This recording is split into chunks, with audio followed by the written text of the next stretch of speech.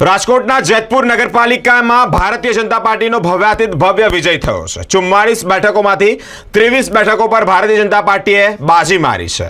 ધારાસભ્ય જયેશભાઈ રાદડિયા અને પૂર્વ પ્રમુખે પૈસાનો વરસાદ કર્યો છે। જી હા, 50-50 રૂપિયાની નોટો ઉડાવી અને પૈસાના વરસાદ સાથે જીતના જશ્નની ઉજવણી કરી છે।